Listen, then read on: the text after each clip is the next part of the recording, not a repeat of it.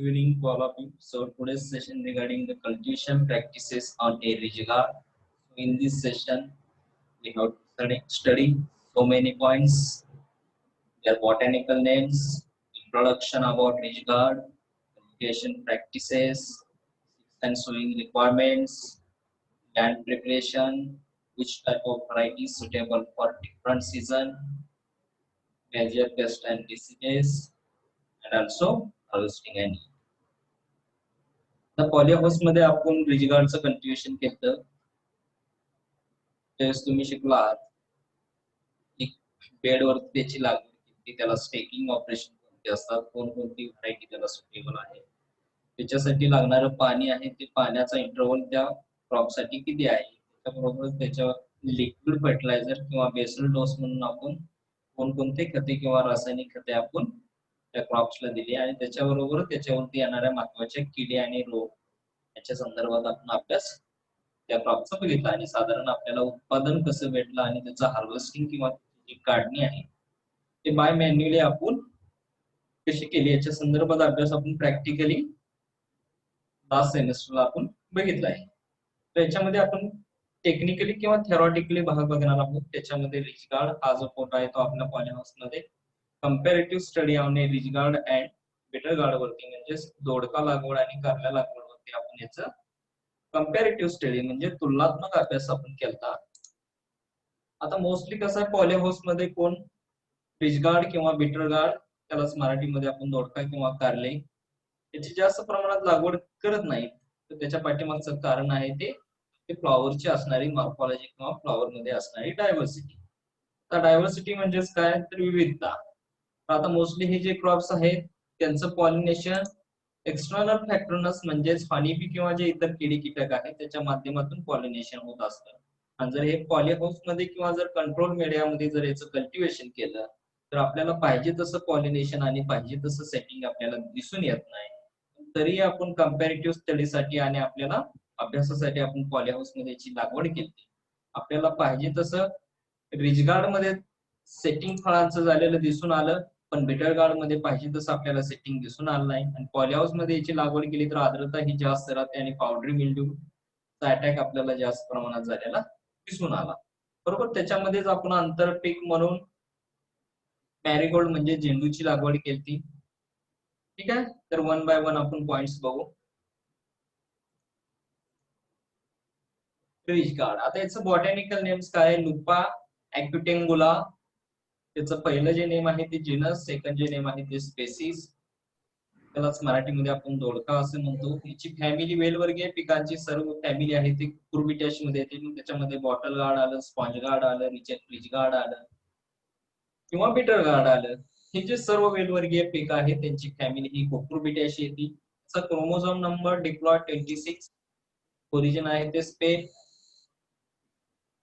Importance किंवा nutritive value किंवा याचं आयुर्वेद आहारामध्ये असणारं महत्व काय आहे compared to ridge gourd sponge gourd rich in carotene and fibre याच्यामध्ये जे आढळणारे व्हिटॅमिन एच प्रमाण ज्या पिगमेंट्स मध्ये असतं ते कॅरोटीन पिगमेंट्स त्याच्याबरोबरच फायबरचं प्रमाण आहे ते जास्त प्रमाणात आपल्याला रिजगार्ड मध्ये दिसून येतं also high amount of minerals त्याच्यामध्ये मिनरल्स म्हणजे काय तर जे इतर अन्नद्रव्य आहेत किंवा जे आपण त्याला घटक म्हणतो त्याचं सुद्धा याच्यामध्ये जास्त प्रमाणात आपल्याला दिसून येतात त्याच्याबरोबर both of them have delights compound called as lupin ह्याची जी येणारी चव किंवा याचं जे येणारं जे पिगमेंट्स आहे त्याच्यामुळे जी येणारी चव किंवा जे टेस्ट आहे ती लुपेन्स या नावाने ओळखली जाते ठीक आहे हे झालं इम्पॉर्टन्स किंवा न्यूट्रिटिव्ह व्हॅल्यू ऑफ ए त्याचं बॉटॅनिकल अभ्यास म्हणजे काय तर त्या फ्लॉवरची असणारी मॉर्फॉलॉजी त्या लीफची असणारी मॉर्फॉलॉजी त्या वेलाची किंवा त्या लीफची असणारी किंवा वाईनची असणारी मॉर्फॉलॉजी तर याचा जो फ्रुट्स आहे तो क्लब शेप्ड असतो बरोबर तर 10 रिबड असतात त्याच्यावरती 10 शिरा किंवा बाहेर आपल्याला ते रीब किंवा लाईन बाहेर आलेले दिसतात दोडका जर फळ आपण हातामध्ये घेतलं तर आपल्या लक्षात येईल हा रिबड लाईन्स आपल्याला बाहेर आलेले दिसतात त्याच्याबरोबर fruits of ridge gourd are ribbed whereas the fruit of sponge gourd are sponge gourd म्हणजे काय त्याला आपण गोसावळ असं म्हणतो गोसावळीचं आपण पकोडे वगैरे किंवा त्याला आपण मराठी ग्रामीण भाषेत जे कांदा भजे वगैरे असतात त्याच्यामध्ये सुद्धा आपण गोसावळी टाकून त्याची पकोडे आपण बनवू शकतो. ठीक आहे, हे झालं botanical regarding the ridge guard. थोडक्यात आपल्याला बॉटनी आणि इम्पॉर्टन्स त्याच्याबरोबर जे इतर घटक आहे त्याचा अभ्यास आपण या पहिल्या स्लाइड. त्याच्यानंतरची जी स्लाइड आहे व्हरायटीज. फॉर एक्झाम्पल आपल्याला जर दोडक्याची लागवड करायची असेल किंवा कल्टिवेशन ऑफ रिज गार्ड करायचं असेल तर हवामान हा महत्वाचा घटक आहे. त्याच्या अगोदरच जे आहे ती व्हरायटी. प्रत्येक व्हरायटी ही प्रत्येक रिजन मध्ये किंवा प्रत्येक क्लायमेट्सला सुटेबल असते का नाही, तर प्रत्येक ठिकाणी आता आपल्या जवळपास महाराष्ट्रामध्ये 9 हवामानाचे विभाग आढळतात किंवा 9 डायव्हर्सिटी मेट्रोलॉजीची आपल्याला दिसून येते, किंवा देशाचा विचार केला तर 15 आपल्याला फरक दिसून येतात हवामानाचे विभाग त्याला म्हणतो आपण. तर प्रत्येक जिल्ह्यातलं किंवा प्रत्येक विभागातलं आपल्याला हवामान वेगळं दिसून येतं. पश्चिम महाराष्ट्रात गेलं तर हवामान वेगळं असतं, वरती कोकणामध्ये गेलं तर वेगळं असतं, मराठवाडा विदर्भाचं वेगळं आहे, खानदेशचं हवामान वेगळं आहे. जसजसं विभाग चेंज होईल तसतसं हवामानामध्ये बदल दिसून येतो.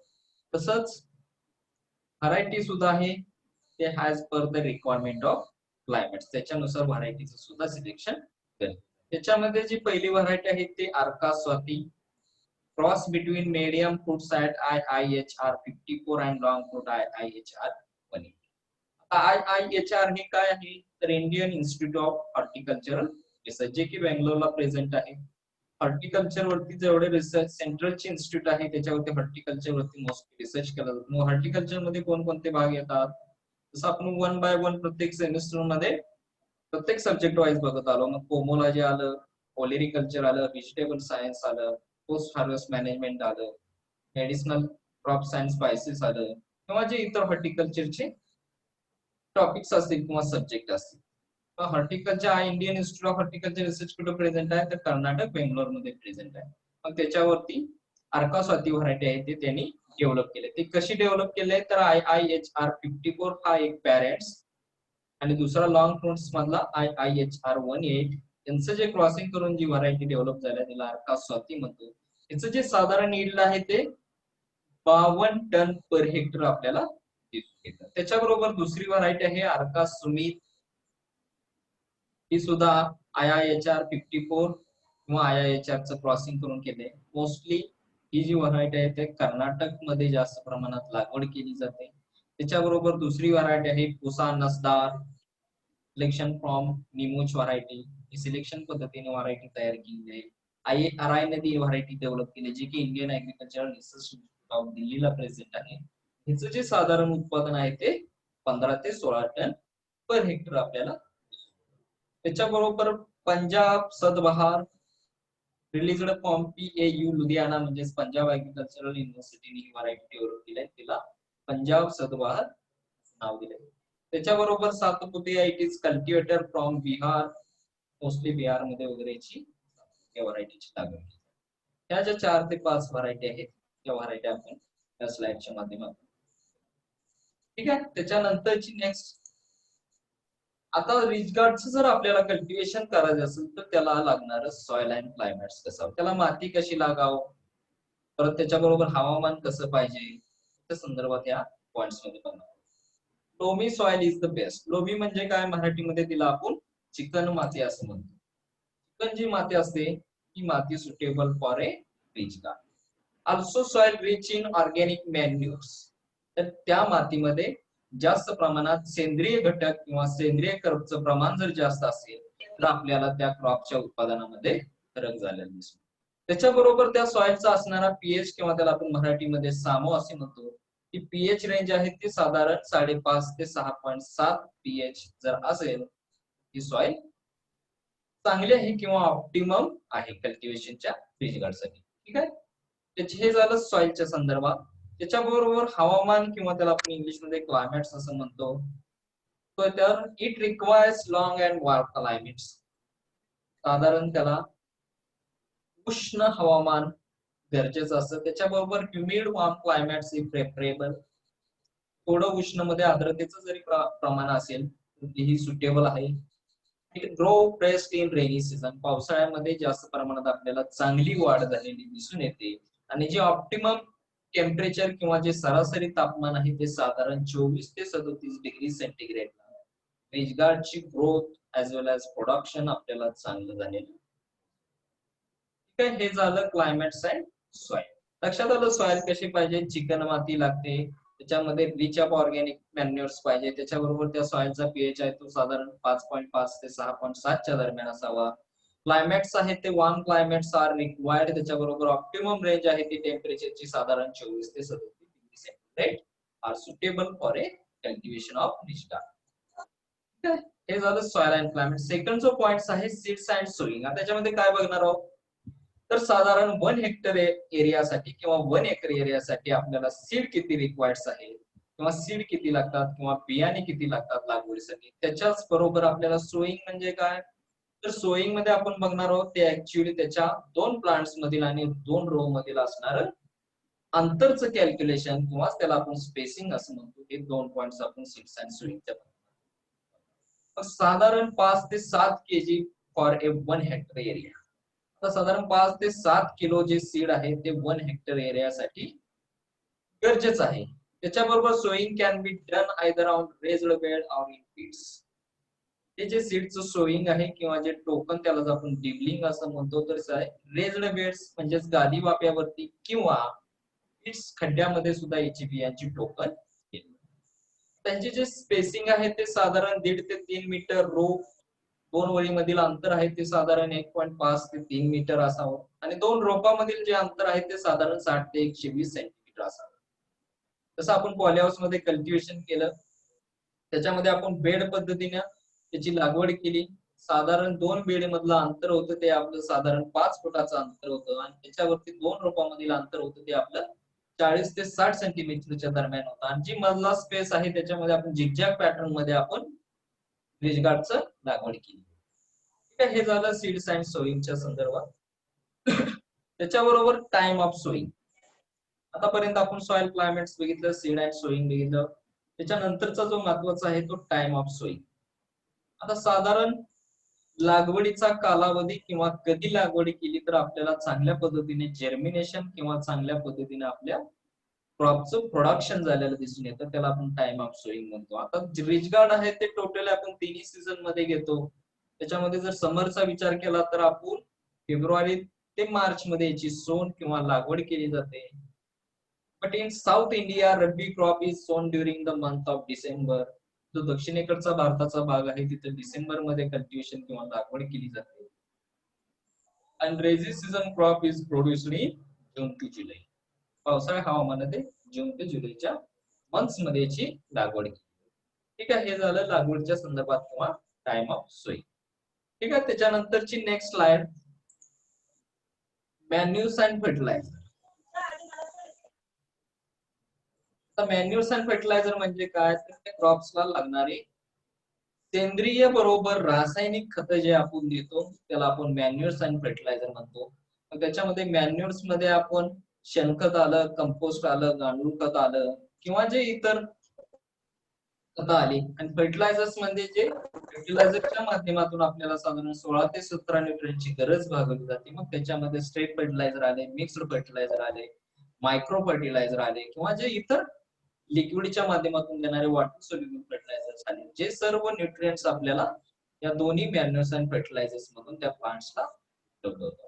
मग आता साधारण FYM किंवा त्याला आपण फार्म यार्ड मॅन्युअर म्हणतो किंवा शेणखत असं म्हणतो, ते साधारण 15 ते 20 टन शेणखत आहे ते 1 हेक्टर एरियासाठी गरजेचं आहे. Before A 15 days of A sowing. लागवड करायच्या अगोदर शेवटचे ज्यावेळेस नांगरणी असते किंवा वखरणी असते त्यावेळेस साधारण 15 ते 20 टन शेणखत जर आपण प्लॉट वरती ब्रॉडकास्टिंग किंवा विस्कटलं आणि त्याच्यानंतरची जी शेवटची हार्वेइंग किंवा वखरणी जर केली आणि त्याच्यानंतर जर बेड तयार केलं तर आपल्याला खूप चांगल्या पद्धतीने प्लांटची ग्रोथ झालेली. त्याच्यामुळे इथं गोष्टी इन्क्लूड केले तर काय म्हणते 15 ते 20 टन वेल डिकम्पोज्ड. आता वेल डिकम्पोज्ड म्हणजे काय, पूर्णतः कुजलेलं शेणखत.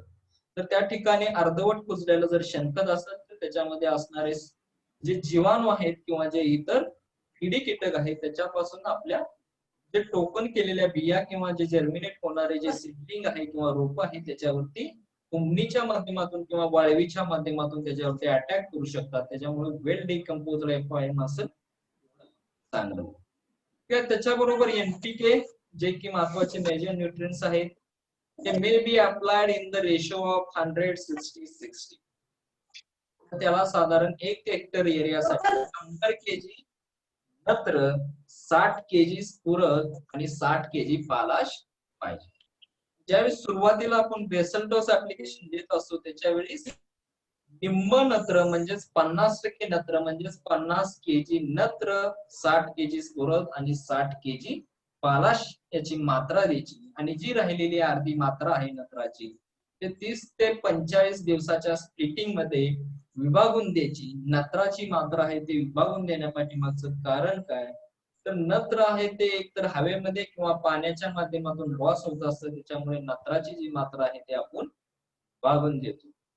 ठीक आहे, हे झालं मॅन्युअर्स अँड फर्टिलायझर. याच्यामध्ये 15 ते 20 टन शेणखत वेल डिकम्पोज्ड हे शेवटच्या हार्वेइंग किंवा प्लाविंगच्या वेळेस ब्रॉडकास्ट करायचं. त्याच्याबरोबर 100-60-60 केजी NPK हे बेसल डोस म्हणून द्यायचं. त्याच्यातलं नत्र आहे ते पहिल्यांदा 50% द्यायचं आणि राहिलेली नत्राचे दोन मात्रा आहेत ते 30 ते 45 दिवसामध्ये विभागून द्यायचे.